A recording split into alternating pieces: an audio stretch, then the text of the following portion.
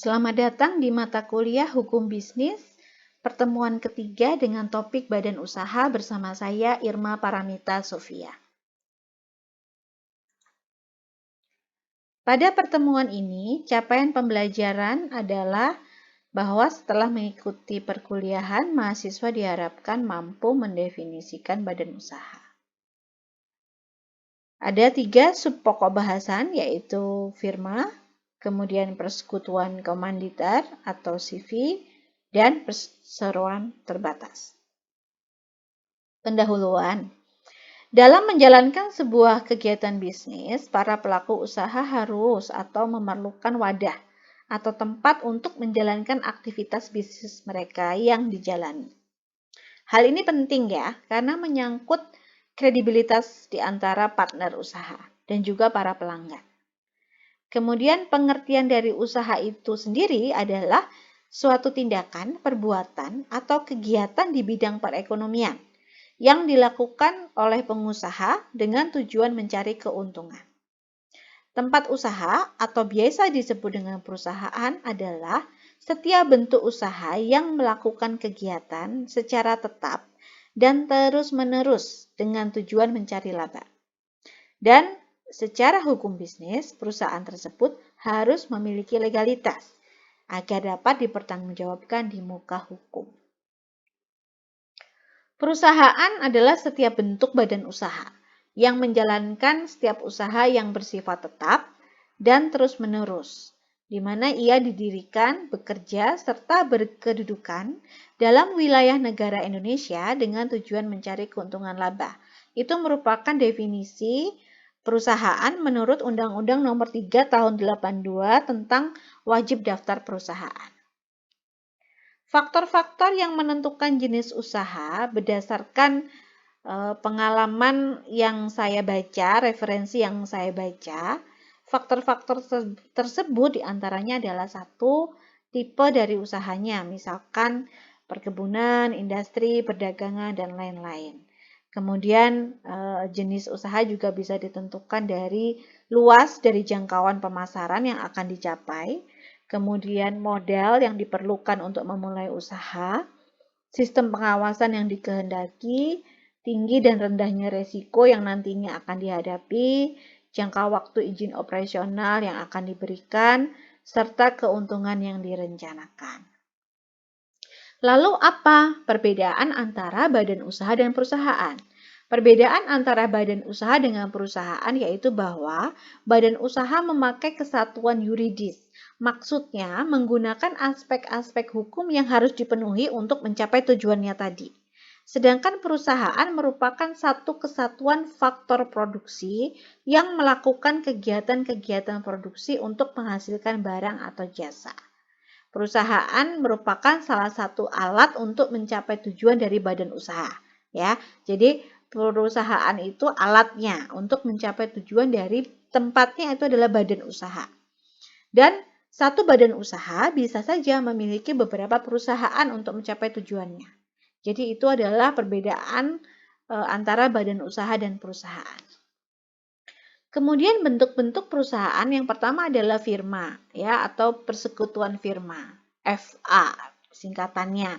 Yang mana dalam pasal 16 KUHD, Kitab Undang Hukum Dagang ya, bahwa firma itu adalah tiap-tiap persekutuan yang didirikan untuk menjalankan suatu perusahaan di bawah satu nama bersama. Kekuasaan tertinggi dalam firma itu para sekutu semuanya dalam hal memutuskan segala permasalahan dan persoalan-persoalan baik yang menyangkut hubungan internal maupun eksternal. Dalam firma, tanggung jawab pribadi untuk keseluruhan itu artinya ya para sekutu, semua yang bersekutu untuk membentuk firma ini bertanggung jawab sampai harta kekayaan yang ada di dalam firma. Berakhirnya persekutuan firma ini terjadi ketika lampaunya waktu, ya artinya sudah melewati dari tanggal pendiriannya, ditetapkannya kapan sampai dengan kapan, itu biasanya ada, dan kalau sudah melampaui tanggalnya itu berarti ya sudah berakhir persekutuan tersebut. Kemudian yang kedua adalah sudah mencapai tujuan. Jadi ketika sudah achieve gitu tujuan pendirian firma, maka ya perjanjian firma itu berakhir pula.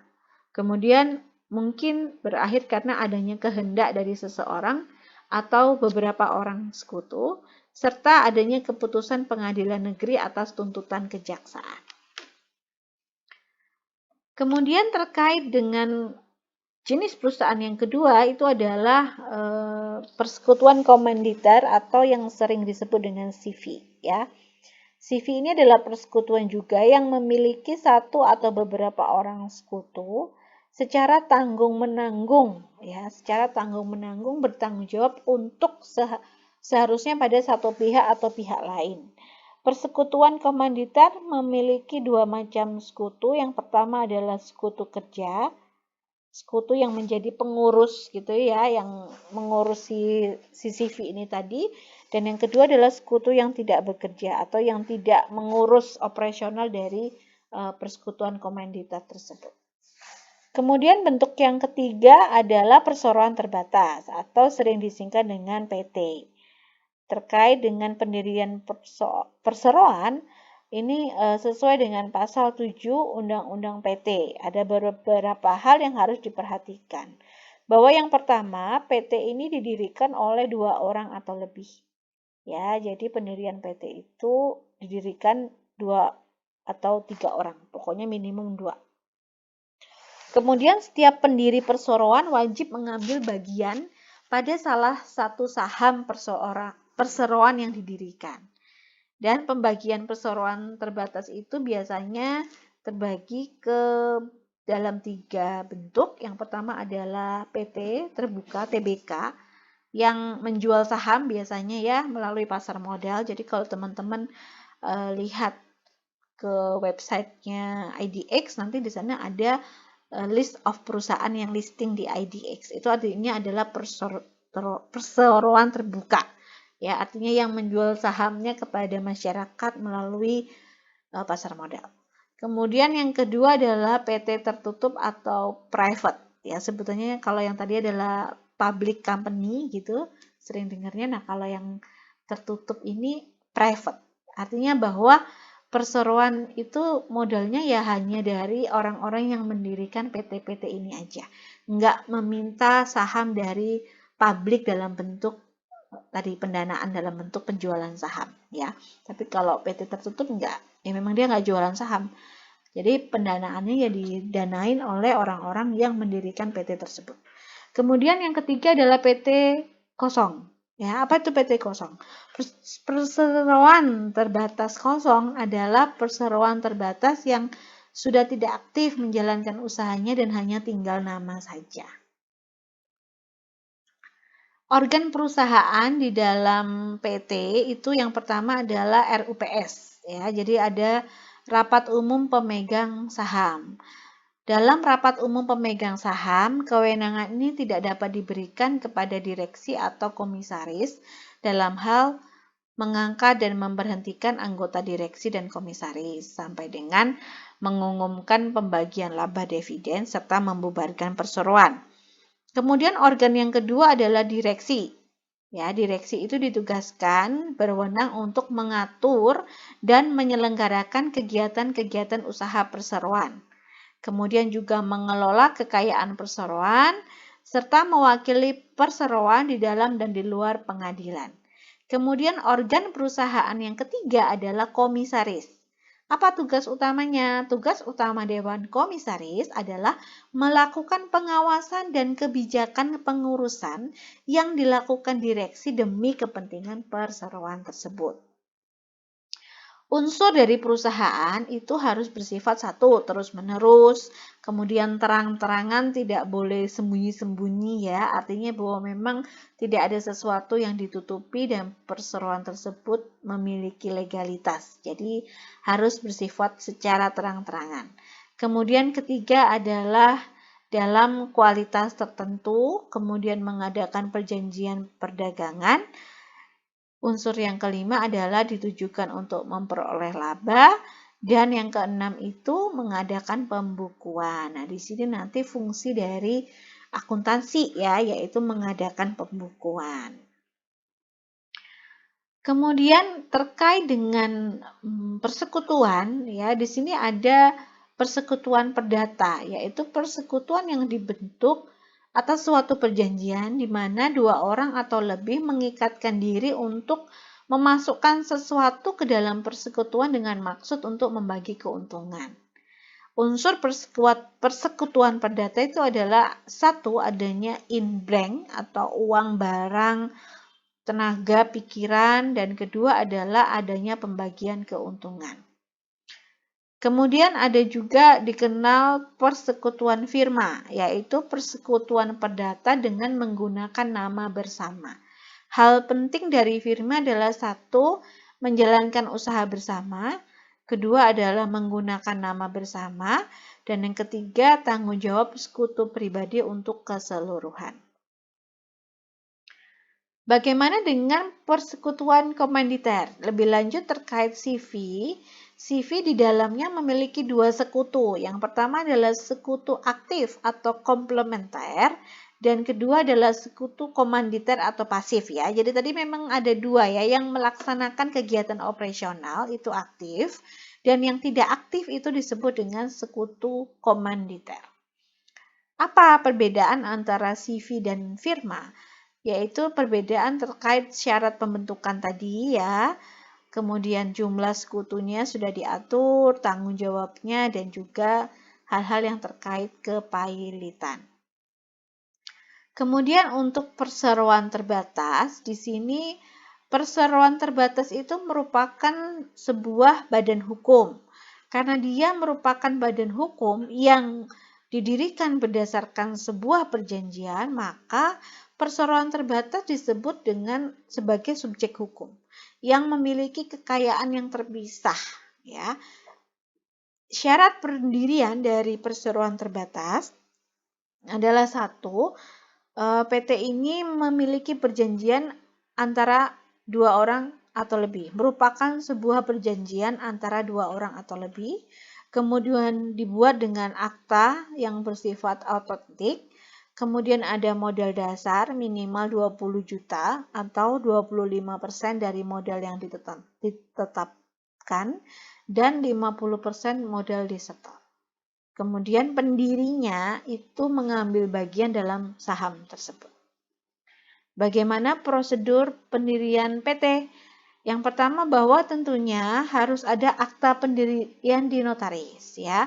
Kemudian kedua mengajukan permohonan kepada Menteri Kehakiman dan dalam waktu 60 hari akan disyahkan atau kurang lebih 2 bulan, ya. Setelah disahkan oleh Menteri Kehakiman, mendaftarkan dalam daftar perusahaan dalam jangka 30 hari, di berita negara jangka waktunya juga 30 hari. Ketika sudah mendaftarkan, maka ada pengumuman biasanya di tambahan berita negara jangka waktunya adalah 30 hari. Nah, setelah diumumkan, oke, ini ada PT, apa konsekuensinya? Nah, konsekuensinya terhadap tindakan hukum yang diambil sebelum diumumkan. Segala perbuatan hukum dan akibatnya akan menjadi hak dan kewajiban mereka yang melakukannya sendiri atau tanggung jawabnya secara pribadi untuk keseluruhan. Pengecualian dari konsekuensi tersebut di atas bila satu, perseroan secara tegas menerima, kemudian kedua, perseroan mengambil alih walaupun tidak atas nama perseroan, dan yang ketiga adalah perseroan mengukuhkan secara tertulis semua perbuatan hukum yang dilakukan atas nama perseroan. Selanjutnya terkait dengan kewajiban direksi, ya. Di sini apa saja sih sebenarnya direksi itu? Jadi dia wajib untuk membuat dan memelihara daftar pemegang saham. Kemudian juga wajib menyelenggarakan pembukuan perseroan. Tentunya ini nanti di bawah direksi akan ada segregation of duty, ya, nggak dia yang membuat pembukuan, dia pasti punya staff atau departemen akuntansinya, begitu. Kemudian wajib melaporkan kepada perseroan mengenai kepemilikan sahamnya dan wajib meminta persetujuan RUPS untuk mengalihkan atau menjadikan jaminan utang seluruh atau sebagian besar kekayaan perseroan. Kemudian apabila perseroan tersebut go public, maka wajib untuk menyelenggarakan rapat umum pemegang saham, kemudian menunjukkan penjamin emisi, lalu adanya laporan keuangan yang diaudit akuntan publik dalam 2 tahun terakhir, kemudian perubahan anggaran dasar, serta apabila ada masalah lain atau melakukan merger, begitu ya, bisa juga dilakukan. Apa keuntungan dari perusahaan yang go public? Keuntungan dari perusahaan yang go public ini adalah tadi dia mendapatkan dana itu kemungkinan lebih besar karena dia menjual saham, begitu ya, menjual saham sehingga akan ada dana yang masuk ke dalam perusahaan dari pembelian dana tersebut, gitu. Kemudian network, karena banyak pemegang saham tentunya dia akan memiliki hubungan yang lebih luas daripada perusahaan-perusahaan yang private tadi. Dan tentunya kan juga harus dewan direksi itu kan harus melakukan tadi maintaining. Hubungan baik itu harus tetap terjalin ya. Jadi kalau misalkan perusahaan terus menjalin hubungannya dengan memberikan sebuah profit yang baik dan kemudian dibayarkan dalam bentuk dividen, maka tentu saja networking akan terus terjaga dan mungkin akan bertambah besar perusahaan ini. Artinya bisa ekspansi gitu ya. Mungkin dengan adanya dana yang segar, dananya banyak membiayain, nggak hanya berjalan di sisi level Indonesia saja, namun juga bisa sampai keluar atau ekspor. Kemudian lebih dikenal, lebih terkenal, dan adanya kontrol karena banyak yang urun rembuk dalam hal pendanaan yang mengharapkan pengembalian dana, tentu saja pengawasan itu kan akan lebih banyak mata yang melihat gitu ya. Nah, karena banyak mata yang melihat, maka perusahaan akan cenderung lebih lebih menjaga gitu. Artinya jangan sampai ada hal-hal yang dilanggar yang membuat kecewa para pemegang sahamnya gitu kan. Artinya penyelenggaraan operasional di dalam perusahaan akan lebih tertata. Tapi ada juga kelemahannya ya, karena dia bersifat terbuka, para pemegang sahamnya pengen tahu dong pasti kondisi di dalam perusahaan tersebut, maka semua informasinya harus terbuka juga gitu. Makanya ada laporan keuangan yang dipublish itu karena memang untuk para pembaca, untuk para stakeholdernya. Nah, kalau untuk mempublish laporan itu kan harus benar gitu ya. Laporannya harus dipastikan benar dulu, makanya dia harus diaudit lah, harus dicek kembali, jangan sampai dia publish laporan yang salah. Nah, itu tentunya membutuhkan usaha, effort dari perusahaan. Ya, kemudian pemilik bisnisnya mungkin jadi nggak leluasa. Kalau misalkan dia mau ngerubah keputusan bisnis aja, dia nggak bisa seenaknya kemudian merubah keputusan bisnis gitu, operasional nggak bisa. Dia harus tadi bikin RUPS dulu gitu, atau mungkin dia pengen ganti salah satu direksinya gitu, dia udah nggak cocok, nggak bisa semena-mena kemudian pemiliknya mengganti gitu, nggak bisa. Harus ada persetujuan dari pemegang saham. Ya, karena tadi banyak yang mengawasi, kemudian keputusannya menjadi terbatas, pergerakannya biasanya alternatif bisnisnya juga menyempit gitu. Ya mungkin ekspansi bisa sih, tapi kalau tiba-tiba ganti haluan gitu agak sulit ya. Kemudian untuk pada saat awal-awal mau go public ini ada pekerjaan tambahan ya, biaya pada awal. Dan karena dia harus membayar dividen gitu ya, mengembalikan gitu pemegang sahamnya dalam bentuk dividen, maka biasanya pajaknya tinggi dan investment laba ditahannya itu mengecil. Ya, karena dia harus mesti bagi-bagi kepada pemegang saham. Untuk pembubaran perseroan terbatas ini dilakukan pastinya harus ada RUPS dulu ya. Nggak bisa seenaknya aja dibubarkan. Kemudian jangka waktu berakhirnya juga harus ditentukan, serta ditetapkan di pengadilan. Tindakan pemberesan kalau misalkan memang PT tersebut dibubarkan gitu ya, itu harus dilakukan pencatatan dan pengumpulan kekayaan, lalu penentuan tata cara pembagian kekayaan, pembayaran kepada para kreditor, pembayaran kepada para pemegang saham, dan tindakan lain dalam pemberesan. Baik, ini kemudian selanjutnya adalah yayasan, pengurus, pembubaran, dan juga ada koperasi teman-teman ya. Teman-teman bisa baca sendiri untuk koperasi. Tentunya perbedaannya dengan PT. Kalau PT itu dividen pembagiannya, kalau koperasi dalam bentuk sisa hasil usaha. Ya, yaitu pendapatan koperasi yang diperoleh dalam 1 tahun buku dikurangi dengan biaya penyusutan dan kewajiban lain. Nah, ini secara lebih jelasnya ada di dalam tabel, teman-teman bisa baca antara koperasi dan badan usaha lain, juga terkait dengan pembubaran dan likuidasinya seperti apa, itu harus diatur dalam sebuah rapat ya. Nah, kemudian terakhir ini adalah terkait corporate social responsibility ya. Jadi, untuk mendirikan sebuah usaha itu perusahaan harus memiliki komitmen dari perusahaan itu untuk berkontribusi dalam pengembangan ekonomi yang berkelanjutan dengan memperhatikan tanggung jawab sosial perusahaan dan menitikberatkan pada keseimbangan antara aspek ekonomi, sosial, dan lingkungan.